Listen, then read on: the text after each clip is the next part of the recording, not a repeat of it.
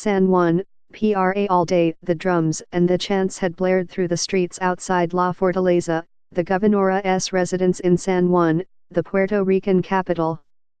But just before midnight on Wednesday, a silence fell over the crowd. For nearly 7 hours, Puerto Ricans had gathered to protest their embattled governor, Ricardo A. Rosell, in hopes that days of demonstrations and political unrest would culminate with his resignation. But as the night dragged on, many had begun to worry their activism would not be rewarded.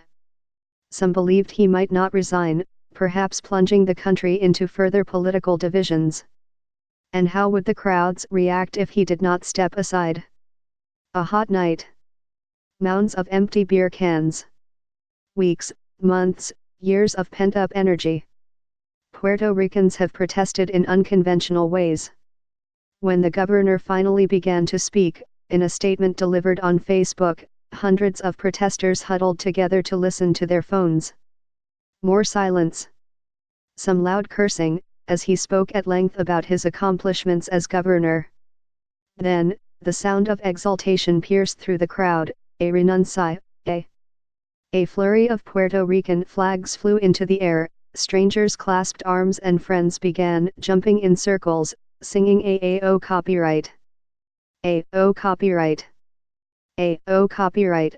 Cars from all over the city began to honk and, as people danced, fireworks erupted overhead. Some cried, the emotion of recent days overcoming them as they realized something historic had happened. Their dissent mattered. We just changed history in Puerto Rico, said Andrea Fonduez, 25, a pharmacy technician who was among those celebrating. Ricky the pig is gone, she added, referring to the governor, and whoever comes next had better listen to the streets.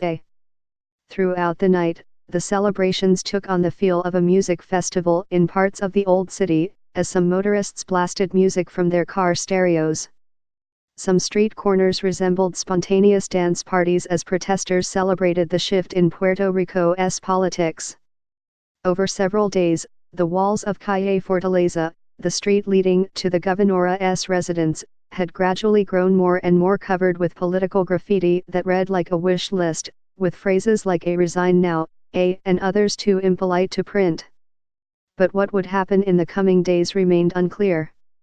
Mr. Rosell said his resignation would not take effect until August 2, and many have already said his possible successor, Wanda V. Zeeks, is not a suitable replacement.